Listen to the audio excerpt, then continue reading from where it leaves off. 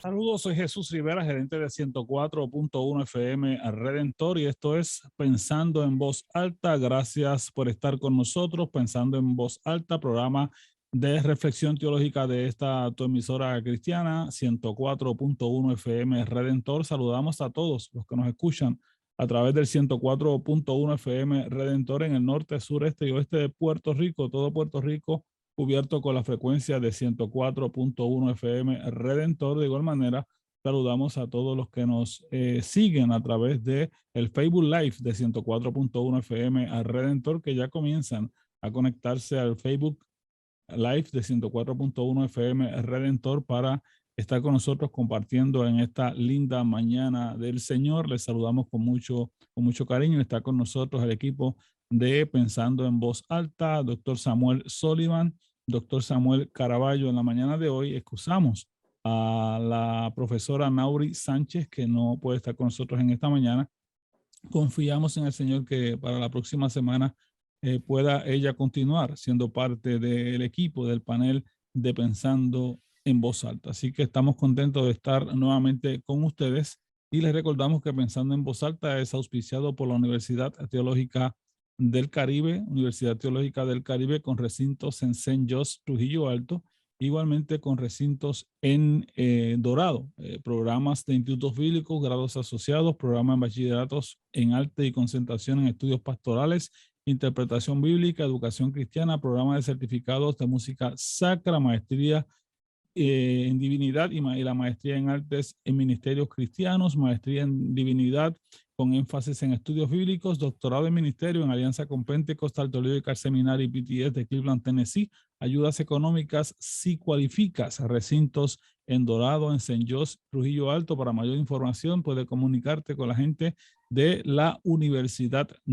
Teológica de Puerto Rico, Universidad UTC, la Universidad Teológica del Caribe, llamando al 787-761-0640, 787-761-0640 o el 761-0808, Universidad Teológica del Caribe. También puedes ir a su página de internet utcpr.edu, utcpr.edu, la página oficial de la Universidad Teológica del Caribe. Muy bien. Queremos comenzar como siempre orando. Le pido al profesor doctor Samuel Caraballo que por favor nos lleve en oración. Amén, amén. Señor y buen Padre, te alabamos y te glorificamos. Celebramos tu presencia en este inicio de año y te damos gracias porque este es nuestro primer programa de este año 2022. Oramos también por la familia de los dolientes. Ha habido muchas pérdidas a lo largo y lo ancho de la iglesia en Puerto Rico y pedimos que tu paz, que sobrepasa todo entendimiento, pueda guardar la mente y el corazón de los dolientes en esta hora que es difícil para ellos. En tus manos nos ponemos en la mañana de hoy y pedimos la dirección de tu espíritu para que lo que salga de esta radio en esta mañana traiga bendición y edificación a tu pueblo. Por Jesucristo hemos orado. Amén. Amén. Amén. Muchas gracias, doctor Samuel Caraballo. Y como decía el doctor Caraballo en su oración, estamos uniéndonos en oración por cada uno de los hermanos y amigos que escuchan el 104.1 FM Redentor y que de una forma u otra han perdido un familiar, un amigo, un pastor, alguna persona cercana a ellos en todo este proceso, tanto del COVID como de tantas enfermedades que están afectando a nuestra gente. Y uno de esos hermanos que ha pasado a morar con el Señor este pasado domingo es precisamente el reverendo Efraín Andino. Efraín Andino, quien por muchos años, más de 50 años, fue el pastor de la iglesia Asamblea de Iglesia Cristiana Vuelta al Cielo en el barrio Cañamoncito en Caguas. Fue pastor, fue líder conciliar, fue el supervisor del Concilio de las Asambleas de Iglesias Cristianas en Puerto Rico. De igual manera, fue cofundador y presidió la Fraternidad de Concilios Pentecostales, la FRAPE, por algunos años.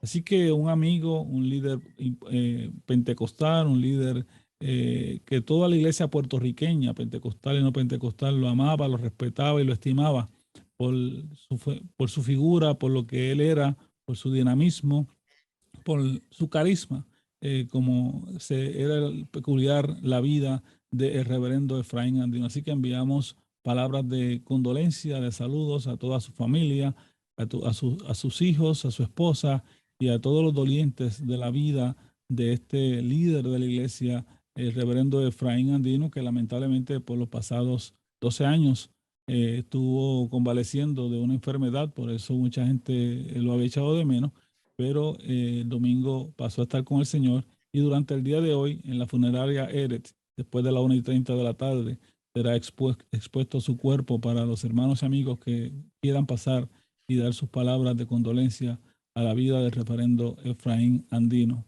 Doctor Sullivan, doctor Caraballo, algunas palabras. Bueno, es una pena perder un gigante entre nosotros. Yo tuve el privilegio de conocer a Andino hace unos años pasados y cuando llegué a Puerto Rico fue para mí un privilegio unirme con él en un número de ocasiones allá en a Puerta del Cielo, en diferentes actividades educativas, porque él tenía un gran compromiso con educación cristiana, con educación bíblica. Y cuánto para mí fue un privilegio compartir, conocerle y gozarme de su espíritu fogoso, que Sí. tenía un estilo de predicación, ¿verdad? Pentecostal, es decir, bien dinámica. Y para mí me da tristeza, ¿verdad? Conocer que la iglesia en Puerto Rico, el cuerpo de Cristo, ha perdido un siervo fiel a ese llamado, ¿verdad? Que han impactado tantas vidas. Pedimos, ¿verdad? Fortaleza para él, su familia. Amén. Sí, siempre que parte un héroe, ¿verdad?, de la fe, como lo fue el reverendo Andino, deja una enredadera de sentimientos en la iglesia, pero sí podemos celebrar su vida. No hay duda que, como dice Sullivan, era un predicador fogoso. Bueno, yo le decía el calientito, porque la verdad que predicaba unos mensajes calientito. Era un predicador fogoso, muy original, muy creativo en su predicación. Y lamentablemente lo perdemos, aunque obviamente él va a morar con el Señor. Perdemos su dinamismo, pero yo espero que la herencia, el legado que él ha dejado en su familia, en su iglesia, se conserve y que la iglesia Puerta del Cielo siga adelante allá en el barrio Cañamoncito de Caguas, y a su pastor y a los que están dirigiendo esa iglesia, que sigan adelante sirviendo al Señor. Así que mis condolencias para toda la familia. Muchas gracias, muy bien. Esto es Pensando en Voz Alta, programa de reflexión teológica de 104.1 FM Redentor. Recuerde que si quiere más información sobre el velatorio de reverendo Efraín Andino, puede comunicarse con la funeraria Eretz, aquí en Río Piedra. Funeraria Eretz, su sepelio será mañana a las 11 de la mañana, precisamente ahí en el cementerio de la capital, que está aquí cerca de la carretera número 1, muy cerca de la funeraria Eretz, aquí en Río Piedras. Esto es Pensando en Voz Alta y vamos entonces a entrar a nuestro trabajo para la mañana de hoy. Y vamos a tener al doctor Samuel Sullivan, que nos va a estar conduciendo con un importante tema relacionado con la inherencia de las Sagradas Escrituras, y me parece que es como una continuidad en parte de lo que trabajó, ¿verdad? El reverendo Samuel Caraballo en la serie que culminó recientemente. Así que, doctor Samuel Sullivan, adelante con el tema sobre la inherencia de las Sagradas Escrituras. Dios le bendiga y la paz del Señor sea con cada uno de ustedes y felicidades a todos. En este año, nuestra primera programación del año 2022, ¿verdad? Iniciamos el año 21 de la programación de Pensando en Voz Alta, y damos gracias a Dios de nuevo por esta oportunidad y privilegio de compartir a través de este medio, ¿verdad?, reflexión teológica bíblica, y damos gracias a Dios por eso. También quisiera rápido anunciar que el 25 de enero el Centro de Estudios Teológicos Internacional vamos a ofrecer nuestro próximo curso. Es un curso de introducción al estudio y método teológico. ¿De qué se trata la teología? ¿Cuáles son sus métodos, sus fuentes, sus intereses? sus tareas. Eso lo vamos a tratar en el curso que comienza el 25 de enero, martes por la noche, a través de Zoom, en el Centro de Estudios Teológicos Internacional. Le invitamos a registrarse a aquellos que le interesa y le voy a dejar el número de nuestra administradora, la hermana Mirna González. Es el 787-345-0366. 345-0366. Es el Centro de Estudios Teológicos Internacional, donde comenzamos el año 2022 con el estudio sobre la naturaleza, la función, de qué se trata este asunto del estudio teológico. Bueno, en este día le había prometido al fin de la presentación del doctor Caraballo, que él trató muy bien el tema de la inspiración de la escritura, ¿verdad? Y en el último diálogo comenté sobre el asunto de inerrancia y dije que iba a preparar algo, ¿verdad? Para mirar a ese tema que está íntimamente relacionado con el estudio que compartió el doctor Caraballo, el de inerrancia. ¿Okay? Entonces, cuando hablamos de inerrancia, la palabra inerrancia quiere decir sin error. Es decir, y vamos a hablar el concepto de inerrancia y dentro de la teología conservadora evangélica, especialmente pentecostal, pero no solamente pentecostal, porque hay grandes congregaciones bautistas, por ejemplo, la Iglesia Unida en su diversidad y otras, iglesias presbiterianas conservadoras y otras también afirman el concepto de inerrancia. Es decir, que las escrituras, el texto bíblico de Antiguo y Nuevo Testamentos son verdad, veraz y no contienen errores. Ahora, este concepto de inerrancia se inició en la década del inicio del siglo XX, en sí, para la década de los 1915, 20, por ahí, es que surge dentro del vocabulario evangélico conservador en los Estados Unidos y especialmente Inglaterra. Se inicia o se presenta este concepto, y ahora debo de corregirme, porque ya a los fines de 1800, ya teólogos como Hodge, ya B.B. Warfield y otros habían utilizado este concepto de inerrancia. Ahora, el uso del concepto teológico inerrancia responde a un debate, al debate entre los teólogos en Europa, en la tradición moderna liberal, que a través de la crítica literaria, la crítica histórica, se va a asumir una postura ante el texto bíblico donde se va a cuestionar la naturaleza y contenido de las escrituras como resultado especialmente del método crítico histórico, más tarde literario, la alta y la baja crítica, lo que se va a llamar. Y que ante esa postura de las grandes escuelas, universidades en Europa, que rechazaban la inspiración divina, iban a rechazar el carácter de inerrancia, es decir, de la veracidad del contenido del texto, es que surge una respuesta conservadora, especialmente en los Estados Unidos. Y la fuente mayor de este debate se va a encontrar en el seminario y la Universidad de Princeton. Princeton Seminary, que era uno de los centros de mayor influencia de la teología que se va a llamar teología de Princeton, por los grandes teólogos de esa institución, en debate no solamente con los pensadores alemanes, mayormente alemanes en Europa, sino también en unos debates bastante fuertes con su institución hermana de Union Seminary en Nueva York, al cruzar el río de New Jersey allí a Nueva York. y allí estaba Briggs, Augustus Briggs, el gran teólogo de Antiguo Testamento y hebreo, que va a también proponer, ¿verdad?, la postura cuestionando la inherencia del texto bíblico y su naturaleza de inspiración.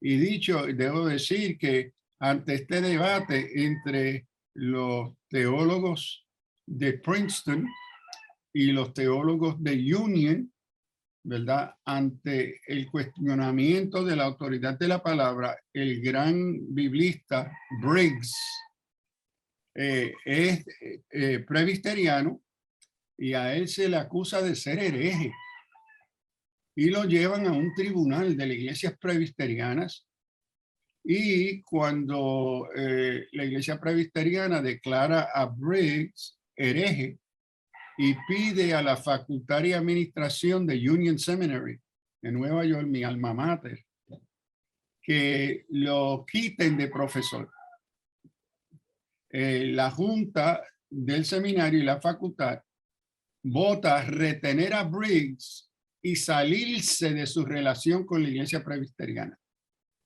Ellos preferían mantener el gran teólogo, y fue un gran teólogo, es importantísimo uno ver y considerar las obras de Briggs, pero no sacarla de la facultad y declararlo hereje. Entonces está todo este debate entre las iglesias conservadoras, y debo decir, cuando se inicia este debate, los pentecostales no estaban pintados por ahí para nada. Nosotros nos acercamos a este debate del fundamentalismo muy después. Nosotros nos fuimos parte, y digo más, uno de los grandes teólogos en defensa del evangelio escribe una obra titulada El perfeccionismo, y dice, bueno, esos pentecostales aman la palabra y nos apoyan en este asunto, pero nosotros no nos identificamos con ellos porque son unos ignorantes. Así lo escribe en el libro. Son unos ignorantes y no nos identificamos con ellos, aunque ellos apoyan la autoridad de la palabra. Anyway, en este debate teológico ante la naturaleza del texto bíblico y su contenido histórico literario, es que surge entonces este concepto en defensa, porque la respuesta a la postura moderna alemana es que no, el texto bíblico es inerrante, no contiene errores. Y en una famosa discusión, y la discusión no fue por teléfono, ni televisión, ni Zoom, ni el internet, sino por cartas, correspondencias en cartas y correspondencia en diferentes artículos en revistas teológicas, se va a cuestionar la veracidad, que hay errores. Si la postura era alemana, hay errores en la Biblia y se la vamos a indicar. Y en la crítica histórica literaria se presentan estos errores. Y la respuesta fue la siguiente de parte de los teólogos evangélicos en Princeton. Bueno, los errores, ¿cómo usted sabe que hay errores si no existen ningunos manuscritos originales?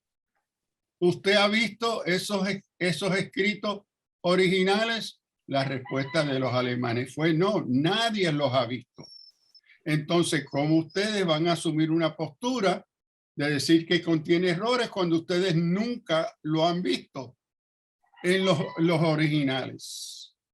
Entonces, la respuesta fue no lo hemos visto, pero entonces ellos responden y dicen, pero ustedes dicen que no tienen errores. ¿Ustedes han visto los originales para decir que no tienen errores? La respuesta fue no, si nadie ha visto los originales. Entonces, ambas posturas, aquellos que apoyaban y apoyan la inerrancia, que la Biblia no contiene errores, como aquellos que dicen que la contienen, las dos posturas, ¿verdad?, sufren de el hecho que nadie hoy ha visto los manuscritos originales del texto bíblico. sino que son supuestos teológicos de ambas partes. Ahora, quiero decir que el argumento conservador es que cuando se habla que la Biblia es inerrante, que los textos originales son inerrantes, no la Biblia que usted y yo poseemos. Voy a pautar aquí, a tomar un pause. Sí, doctor Caraballo, adelante. Sí, esa discusión que me parece que es interesante, ¿no? Son las famosas, esas peleas bíblicas, históricas, que me parece que es bueno conocerla sobre un tema tan interesante, porque a pesar de todo, la inerrancia bíblica es un intento, ¿no? Un intento de decir, mira, dado que la Biblia es inspirada por Dios, pues al ser inspirada por Dios no debe tener errores. Y básicamente ese es el razonamiento de ese supuesto, ¿no? El razonamiento. Ahora, Samuel ha dicho algo interesante, básicamente ha sido una disputa histórica y todavía es una disputa en nuestras iglesias. Inclusive a mí me han invitado a algunos a hablar de la inerrancia bíblica. No es que yo no quiera hablar del tema, es que me parece que ha sido un tema tan tedioso, tan difícil, en términos del diálogo, ¿no? En términos no de discutirlo, sino en términos de las relaciones que se pueden generar y se pueden afectar por ese diálogo, que yo me abstengo muchas veces de hablar del mismo. Pero me parece que la explicación que da Samuel es la que realmente ocurrió, ¿no? El planteamiento de la inerrancia bíblica, que tiene obviamente como razonamiento el hecho de que la Biblia es inspirada, se planteaba, y como él bien dice, y los oyentes deben entender, especialmente en los escritos, los manuscritos originales. Pero bien, como él ha explicado, dado que no tenemos manuscritos originales, sino que lo que tenemos es copias de copias de copias, entonces ese supuesto no lo podemos corroborar. Es decir, no tengo los originales, por lo tanto no puedo hablar de inerrancia. Lo que tengo es copias de copias y ciertamente en las copias de copias, por sentido común, ha habido errores, especialmente cuando se copia, y eso nos pasa a cualquiera de nosotros, que cuando se copia usted puede confundir una palabra con otra y en ese sentido puede aparecer en el texto escrito algún error en términos de la copia. Y nosotros no teníamos, los escritores bíblicos no tenían computadora, que en el caso de la computadora usted lo que hace es ennegrecerlo y lo copia tal como es. No, eran seres humanos que dependían de un método rústico de copiar con instrumentos limitados en ese momento y dependían de la naturaleza humana, de oír, o copiaban por el oído o copiaban por la vista. Y los dos elementos, la vista y el oído, siempre crea alguna dificultad. Es por eso que tenemos los elementos de que tenemos diferencias en las copias, en los manuscritos más antiguos, tenemos diferencias en las traducciones. Ahora, yo creo que lo esencial aquí es que la Biblia es inspirada por Dios. Yo sí creo que es inspirada por Dios. La inspiración no quita el factor humano, es decir, el ser humano es un colaborador en ese proceso de inspiración, porque Dios no le quita la personalidad al agiógrafo, ¿no? Al escritor bíblico, y lo anula, no anula su personalidad, sino que utiliza su personalidad para transmitir el contenido revelado de su mensaje. Así que en ese sentido me parece que lo esencial debía ser ese elemento. Muy bien, estás pensando en voz alta. Estamos con el doctor Samuel Sullivan y el doctor Samuel Caraballo. Estamos trabajando con este tema de la inerrancia de la Sagrada Escritura. Y como dice el doctor Caraballo, me parece un tema más que interesante, ¿verdad? Y poder hacer este acercamiento con mucho cuidado, con mucho respeto, con mucha, ¿verdad? Con una intención de ser claros, de ser precisos, de no confundir, de no traer ningún tipo de elementos que puedan prestarse para confusión, sino sencillamente aclarar lo que es la verdad en relación a esta temática sobre las Sagradas Escrituras, su inspiración y ese elemento de que si las Sagradas Escrituras fueron inspiradas por Dios, pues entonces en esos originales, en ese texto inspirado, no debe o no puede haber error, porque sencillamente en Dios no hay error, ¿verdad? Quizás, como se ha dicho, pues podemos decir que en el camino pueden haber sucedido situaciones, pero realmente el plan y el proceso de Dios para salvar al hombre, que al final es el tema central de la Biblia, está claro dentro del texto, desde el Génesis hasta el Apocalipsis, doctor Samuel Sullivan. Bueno, quisiera, ¿verdad? Algo que debemos de observar, que debemos de reconocer que hay una diferencia cuando hablamos de este tema entre aquellas doctrinas, dogmas en su uso positivo, de hacer una distinción entre aquellas cosas que es una doctrina bíblica fundamental a la fe cristiana y lo que es una postura teológica. No son equivalentes. La teología el carácter inherente de la palabra es una postura teológica.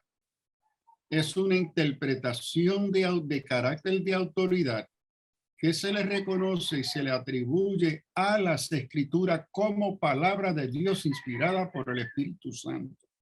Entonces, de esa postura de inspiración divina, entonces se va a introducir y se va a presentar una expresión teológica llamada inherencia plenaria.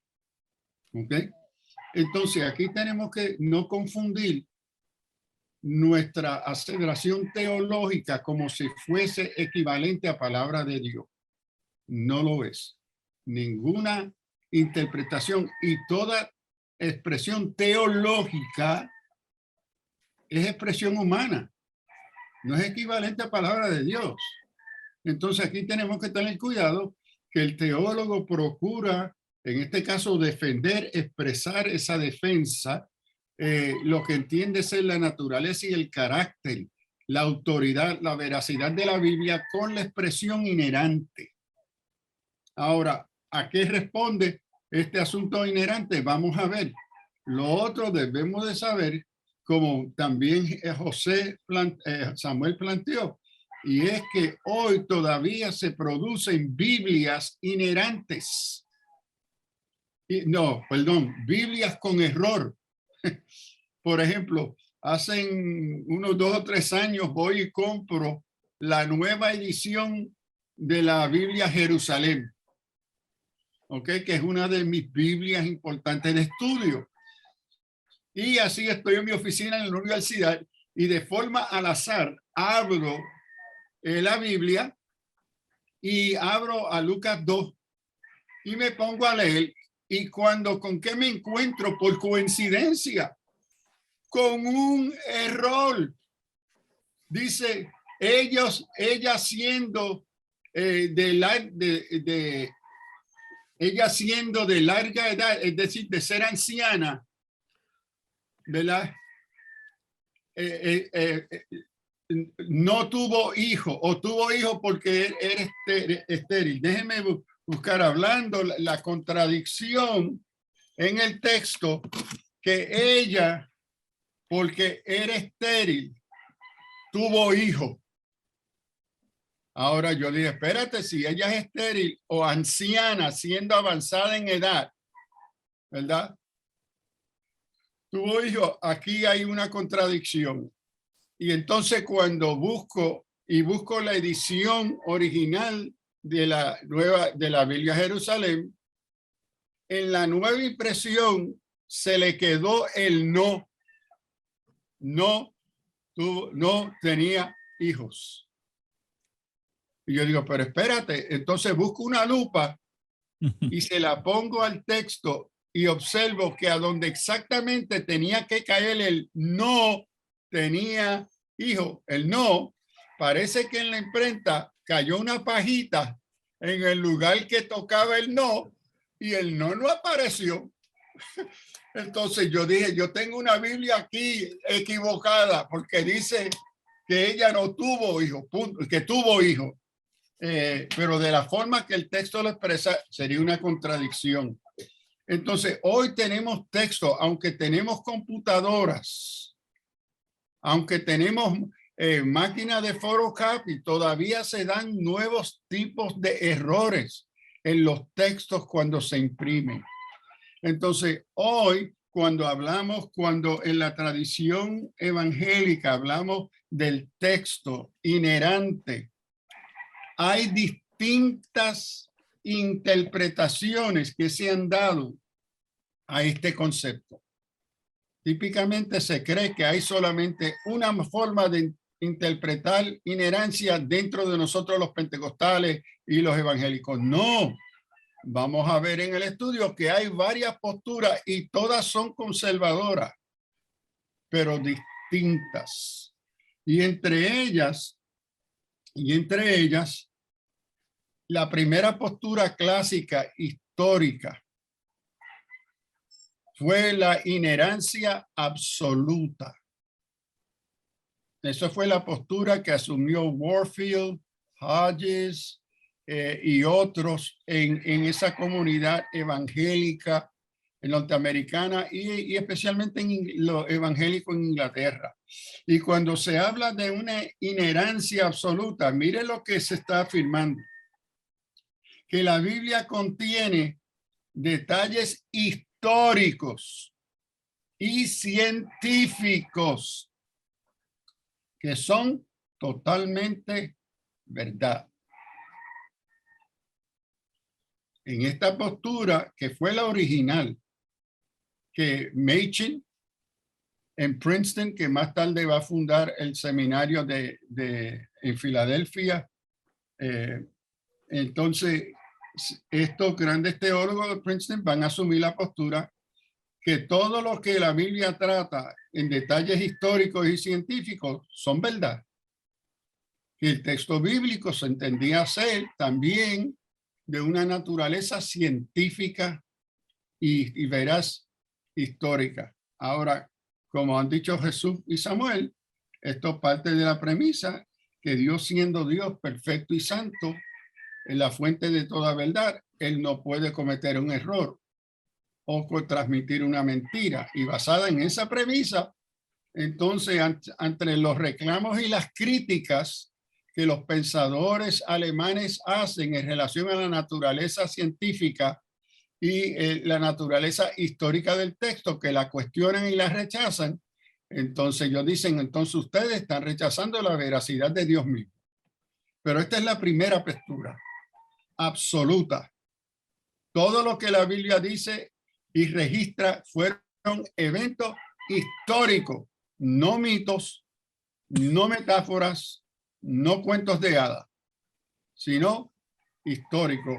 Y en relación a la ciencia, las conclusiones y las aseveraciones que hacen son también veraces. Esa es la postura, primera postura absoluta.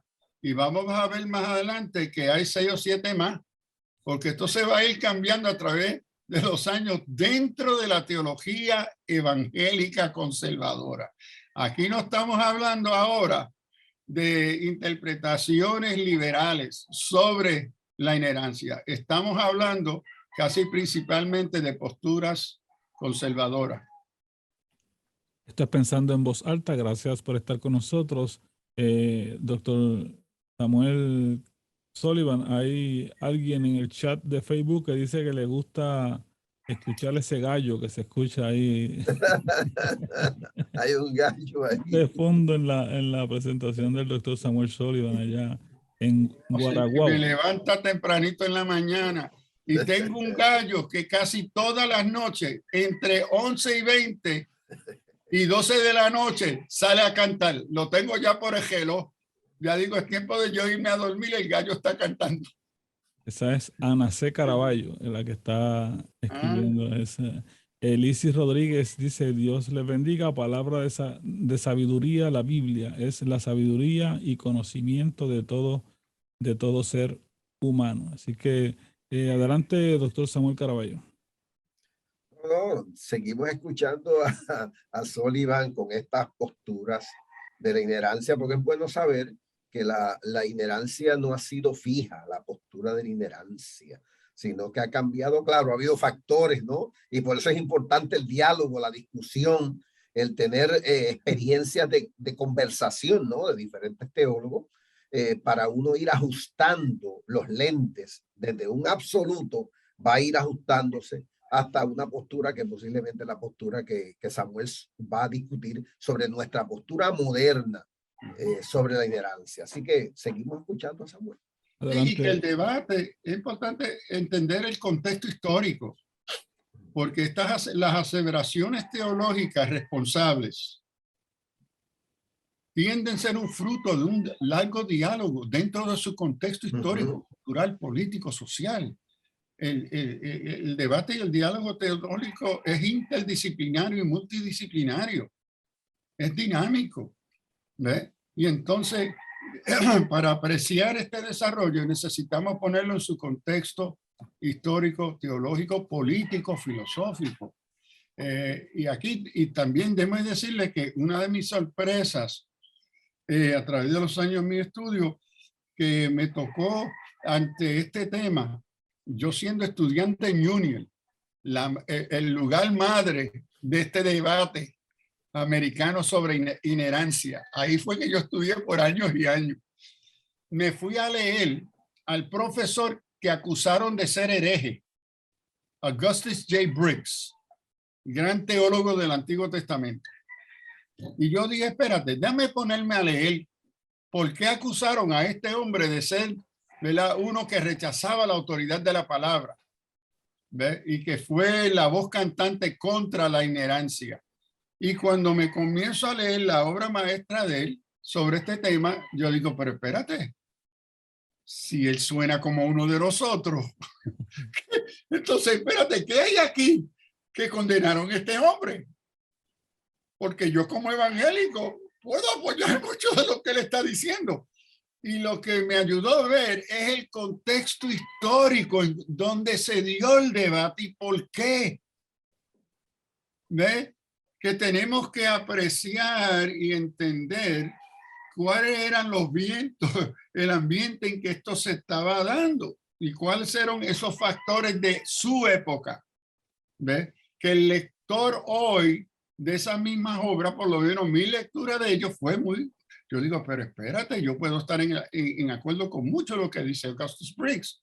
Entonces, hoy el tema y el debate continúa. Ahora, note que los factores históricos y científicos son los dos factores de mayor controversia.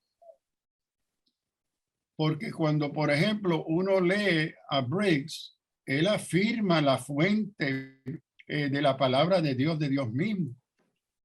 Pero cuando él dice, tenemos tanta evidencia histórica que cuestiona los datos históricos que se registran en el texto bíblico y de la forma que entendemos lo que es científico, nuestro concepto de ciencia es muy distinto al concepto pasado de ciencia. Entonces, pero la primera postura es esta, es inherente. Ahora, también debo decir que ante este debate, especialmente sobre el carácter histórico del texto bíblico, surge una construcción historiográfica, una construcción de interpretación de historia que sigue hoy. Hoy en la teología moderna se interpreta el factor historia. Y esto es algo que lo hemos comentado en otros programas, que el concepto de historia se entiende de dos tipos de historia.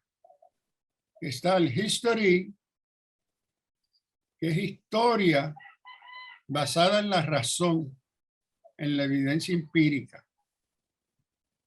Entonces, la historia en la Biblia las dividen en dos tipos de historia. Como resultado, en gran parte de este debate, está la historia actual donde se registra que Jesús nació, su madre fue María, se crió en Galilea, fue gran maestro, profeta, lo mataron, lo enterraron, y hasta ahí llegó el carácter del registro como historia.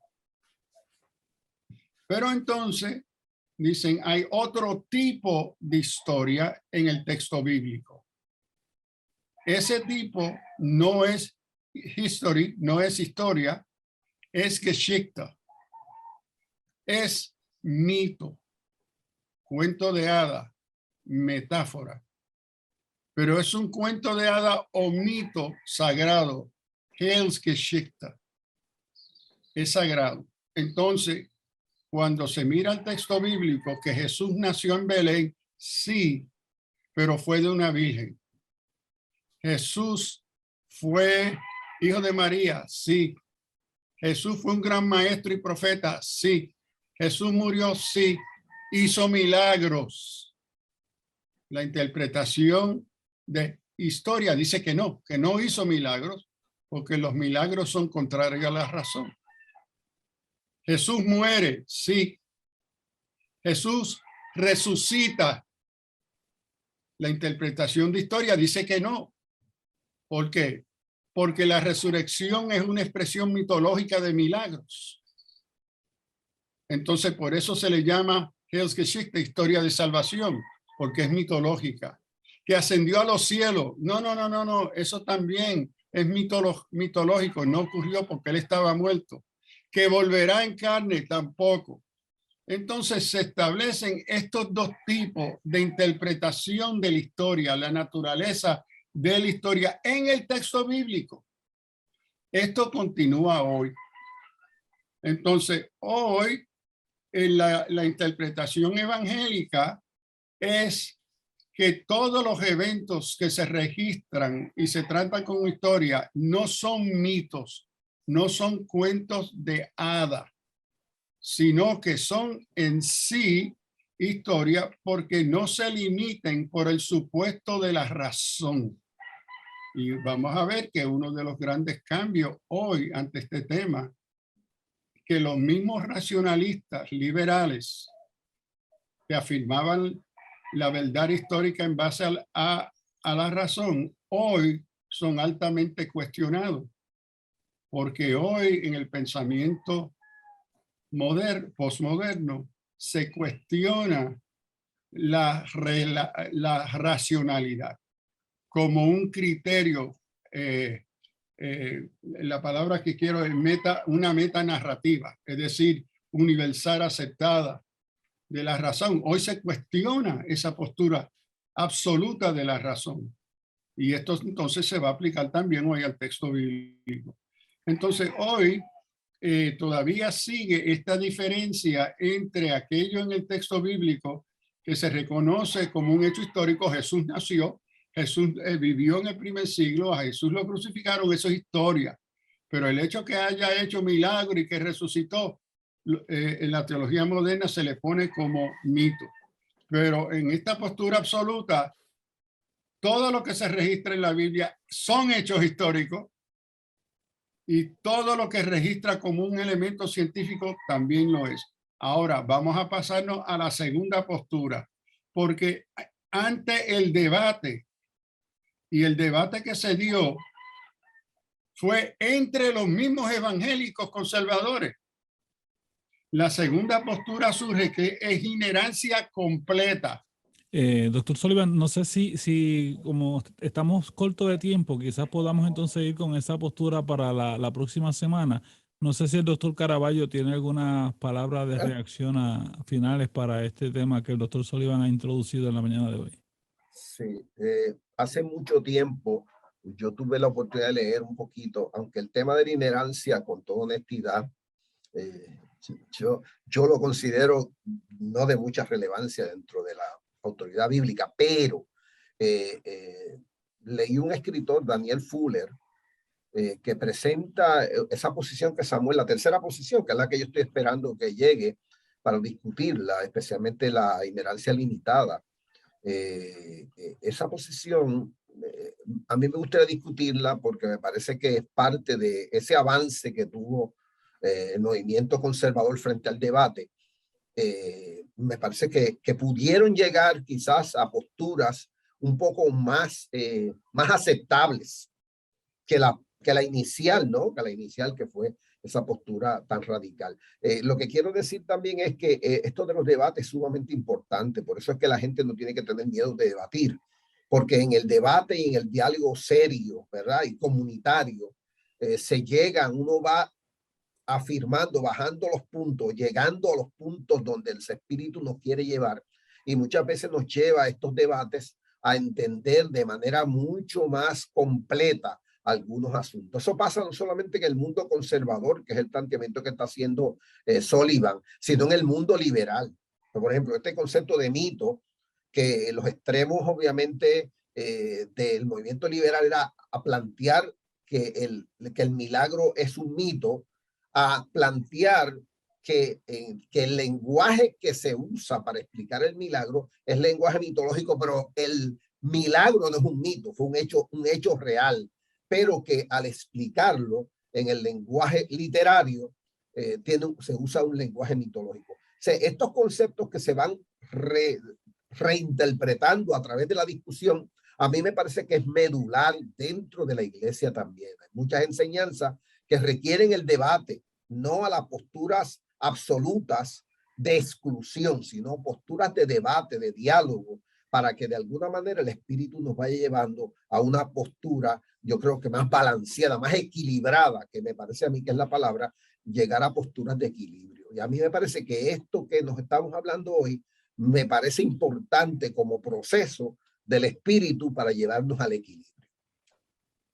Muy bien. Doctor Sullivan, palabras finales para esta mañana. Bueno, en las próximas estudios vamos a mirar las diferentes posturas y cómo ha evolucionado la postura original de herencia, inherencia absoluta.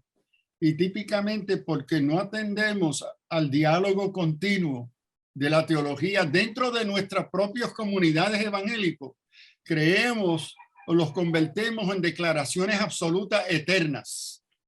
Y cuando tomamos, pues creo yo que cuando se toma una interpretación teológica que es esta de inherencia y se le atribuye un carácter absoluto, creo yo que cometemos idolatría, porque le estamos atribuyendo un carácter divino y absoluto a un concepto teológico.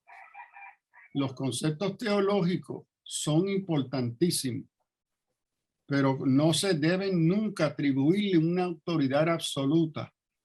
Y uno de los problemas que tenemos es que tomamos posturas que nuestros concilios asumieron hace 50, 100 años, no las consideramos más, se plasman como palabra de Dios, se tratan como palabra de Dios y se confunde las aseveraciones teológicas dogmáticas como si fueran equivalentes a palabra de Dios.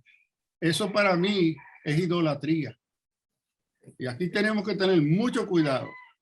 Nosotros y el Espíritu Santo de la palabra nos llama a pensar, a reflexionar, a mirar y volver a esa palabra, ¿verdad? Y entonces, y ante las nuevas preguntas, las nuevas inquietudes, las nuevas dudas que dan en nuestro tiempo, en nuestra cultura, en nuestra realidad, la iglesia es llamada a dar razón de la esperanza que ella tiene, revelada en la palabra en Cristo, pero dentro de su marco histórico, cultural, social, de su tiempo. Entonces aquí tenemos que cuidarnos de no convertir en palabra de Dios estas aseveraciones teológicas, y todas ellas procuran ser fiel a lo que ellos entienden ser la veracidad de la Biblia. Muy bien. Entonces yo no cuestiono que en esta postura todos ellos creen, no, la escritura es palabra de Dios, lo es el del Señor. Pero cómo yo entiendo y explico eso es otra cosa. Entonces Gracias. aquí tenemos que tener cuidado y como dijo Samuel, no le tenemos que tener temor, especialmente al diálogo, porque yo creo que el debate tiende a ser más defensivo, por cómo el diálogo histórico teológico la naturaleza de la palabra y de la naturaleza de la reflexión teológica. Dios les bendiga. Esto es Pensando en Voz Alta. Gracias por estar con nosotros. Nos escuchamos el próximo martes a las 9 de la mañana. Recuerden que este programa se repite domingo a las 9 de la noche en Pensando en Voz Alta y se queda grabado en el Facebook Live. Así que búsquelo y escúchelo y véalo nuevamente a través del Facebook Live de 104.1 FM Redentor. Nos escuchamos la próxima semana.